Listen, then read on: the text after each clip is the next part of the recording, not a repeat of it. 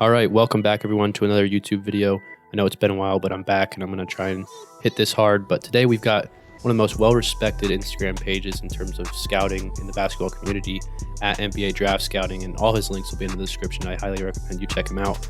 But we're going to be going over his most recent mock draft, and keep in mind mock drafts are never set in stone. But we're going to go over his most recent mock draft, and today we're going to go over picks 6 through 10, and then in another episode or another video down the line, we're going to do 1 through 5. So be on the lookout for that. So let's get right into it. At number 10 on your recent mock draft, you have Corey Kispert, elite catch and shoot player, smooth, compact form, great size for an off-ball shooter. Tell me a little bit about what you like about him. So Corey Kispert last year was projected as a second rounder to many people. Decided to come back. I thought he should stay last, but I come back, which is ultimately the best decision he could have made. Not only we already knew he was a great shooter, but he has shown the ability to finish at the rim. He's making good decisions with the ball. And I feel like personally, he could start for many NBA teams, whether it's at the shooting guard, small forward, or some scouts are even thinking he can start at small ball power forward because of his strength and size.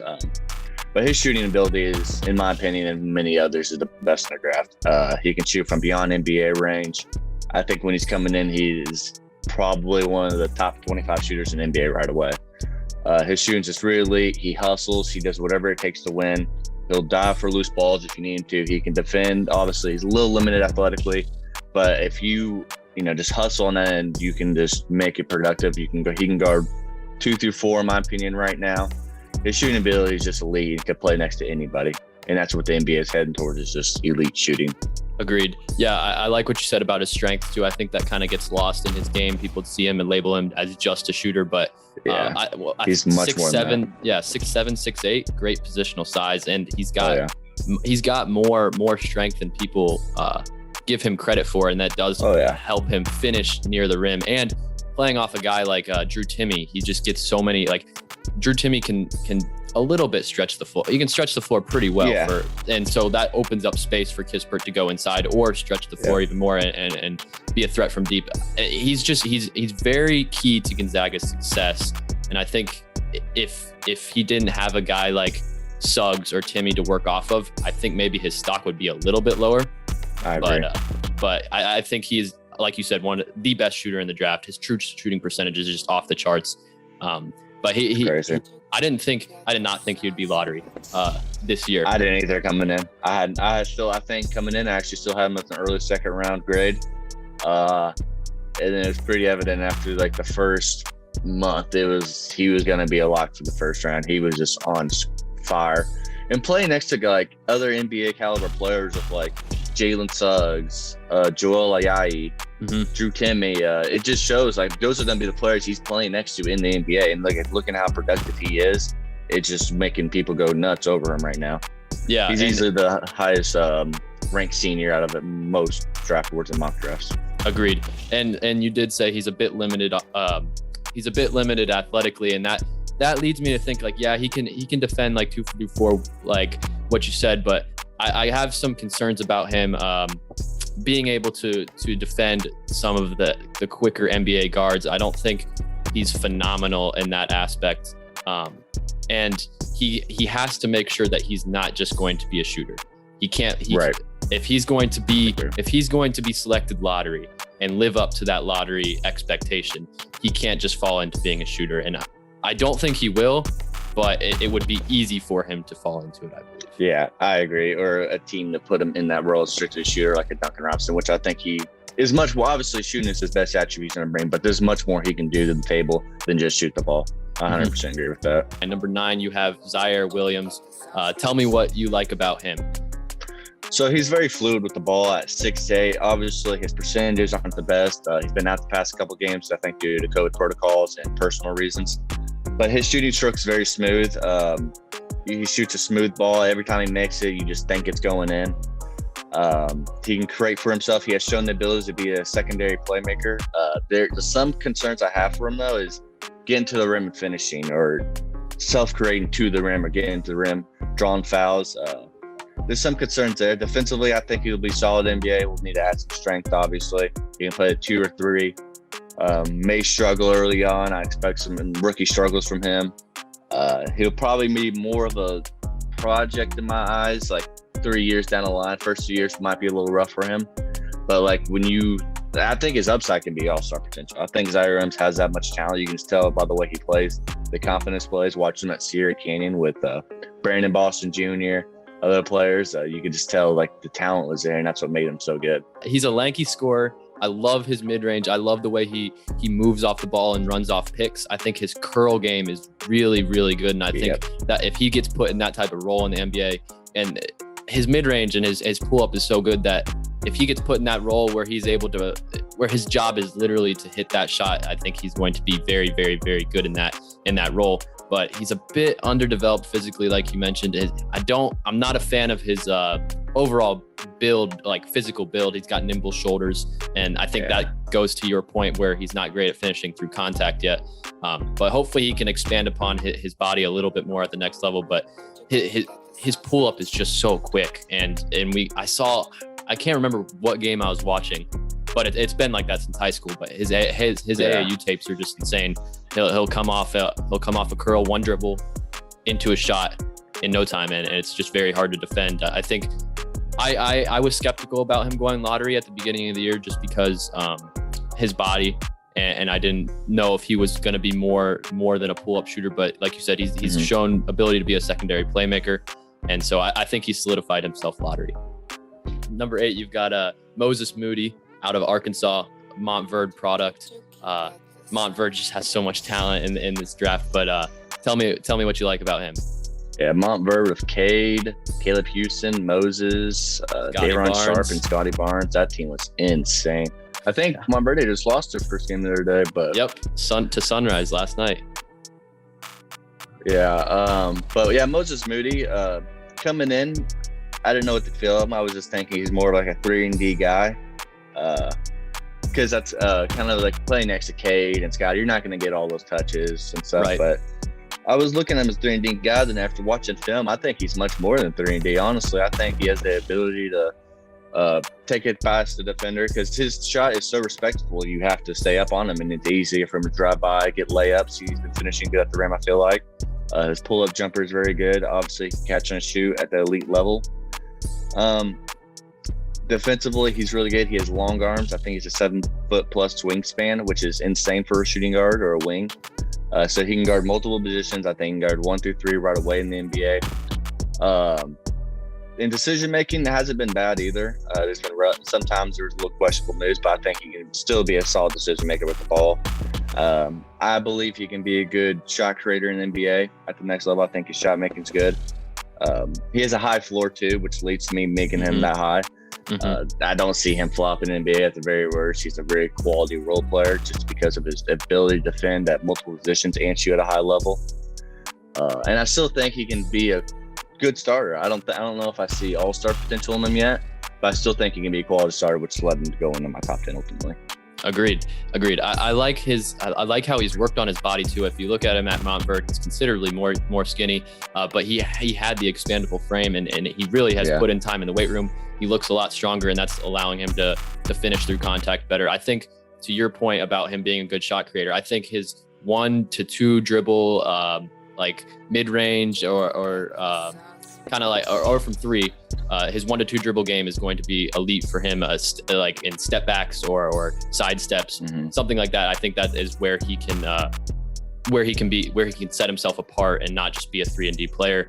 Right. But I like his potential as well, and I think like you said, his floor is high, and that's going to be a common theme with these guys out of Montverde, just because they're so well coached, they know the game, and but yeah, I like him a lot. Number 7, you have another Montverde guy, Scotty Barnes, moved to the point guard position this year at college at Florida State. I haven't been able to watch too many of his games, but just from his game from high school, and I've seen a few highlights at Florida State, he's a point forward. I feel like he can be a Draymond type of player, kind of on steroids if he meets his full potential. What do you like about him? His defensive versatility, that's very unique for a guy like him. He can honestly, in my opinion, within probably when he comes in the day, I think he can guard 1 through 5. I think he has the lateral quickness. I think he has the length. I think he has a defensive IQ to guard multiple positions, switch, and that's what the NBA is looking. They switch a lot of ball screens if needed. I think he can go right away, switch any ball screen. Playmaking too. Playmaking at the point guard spot. And, I mean, he could play. He's very versatile. You know, when you can play point guard at 6'9", play power forward at 6'9". I mean, you can put him at point guard, shooting guard, small forward, power forward. Versatility is one thing. Decision making with the ball. You know, at Florida State, they put him more on the ball more. He's making great decisions with the ball, law passes, bounce passes, reading the defense. But scoring right now, I mean, he showed some upside as a scorer, but shooting hasn't been as bad as I thought. I was expecting to be a really, really bad shooter, but it's actually picked up a little bit. He isn't as bad as I, initially thought he was going to be. I thought it would be very low 20s, but I believe he's like low 30s right now. I'm not sure if his shooting form projects him as an NBA range shooter. I think he can develop a three-point shot over time to where it's respectable. Like Draymond right now, teams are going to leave Draymond open. But I think Scotty, I don't think he'll be able to leave him open within 2-3 years because of his shot so respectable. Agreed. I like his versatility as well. That was one of my big points on him coming out of high school. It's just he can defend any position and he can play any position. I love his energy as well. He's one of the most energetic players in the entire class. Yeah. I love the way he competes, and a lot of people can see it as cocky, but I like that type of energy where you just want to win, and it's competition. Like you're trying to beat your opponent, getting their head in any way possible, and I think that kind of Draymond's kind of similar to that. And I don't know if he's as vocal as Scotty Barnes was coming out of high school or anything like that, but I like Scotty's energy. I worry about his shot creating, and I don't think that's going to be the role that he's going to be put in. I don't think that's going to be too bad, but if he's asked to do that, I don't have confidence in him doing too much of that. And like you said, his shooting, like it's been better than I thought it would be too, but it has to improve. He's going to be a point guard. Yeah. 100%. But he's like a project player again. As you said, like defensive versatility there, shot has to come along, but his intensity, man, he just wants to win. You can tell when watching him. You don't see many freshmen that just want to win. Some freshmen just want to put up numbers, but when you look at Scotty, like he actually just wants to win, whether it's hustling, talking smack to the team, trying to get in their heads, whatever it takes, he's going to do what it takes to win. I don't think, I have him in the lottery top 10 at 7, I believe. I don't think he can be the guy that's the number one option, maybe not even number 2 option, but if he can be that third wheel on a team, I mean, he could be that championship player on like the Draymond was. Like that's exactly what a lot of scouts are looking at is what Draymond was. Draymond's arguably one of the most key spots to that dude is playmaking ability, defensive ability. When you have Clay and Curry coming off screens nonstop, and Draymond as one of the best playmakers at the 4 spot, it was just so hard to stop, and that's literally what everyone's looking at for Scotty. Number 6, you have Duke product Jalen Johnson. I feel like he's got some of the best court vision in the class because of his size. He can see over the defense. He's a strong finisher. He finds players on the move. I like his long strides. He can get up and down the floor quickly. What do you like about him? So he's big and tall, can play multiple positions. Versatility is the one keyword when you talk about Jalen. He can get a rebound and go with it.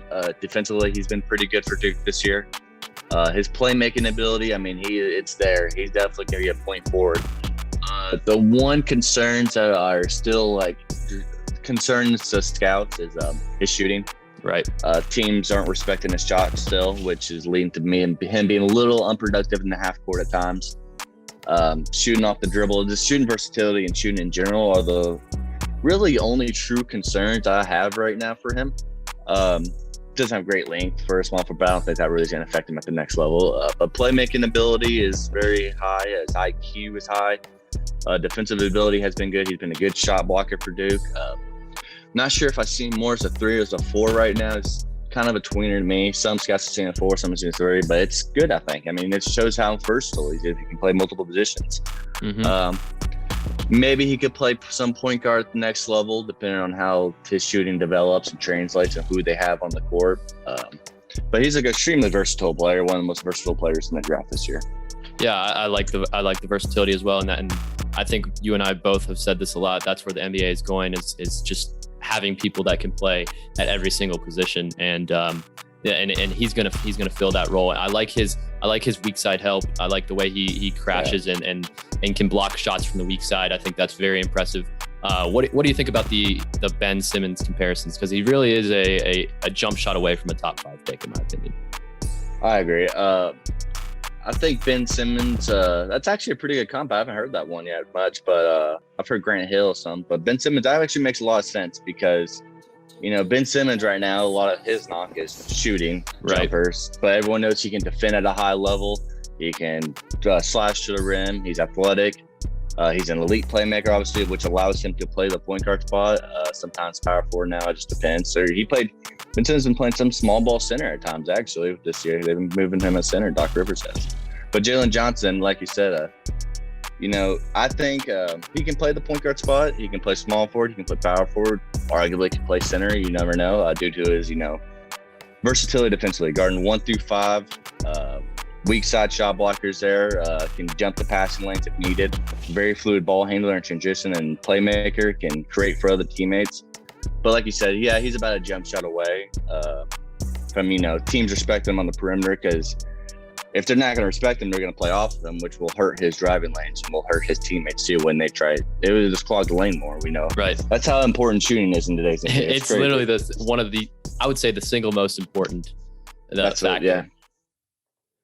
Thank you so much, everyone, for tuning in to another YouTube video. I know this was a long one, so if you made it this far, honestly, it just means so much to have your support and that you're willing to take time out of your day to watch this. And if you're new here, at the end of every episode, I read a Bible verse, and today we've got Mark 14:38. It says, "Watch and pray so that you will not fall into the temptation. The spirit is willing, but the flesh is weak."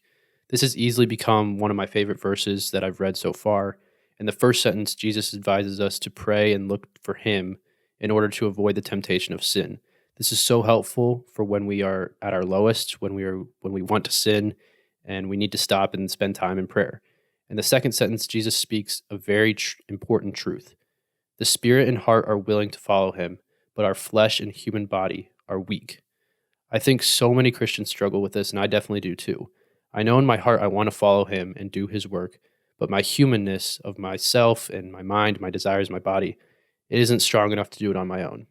This is more evidence that we need Jesus and we can't do it alone.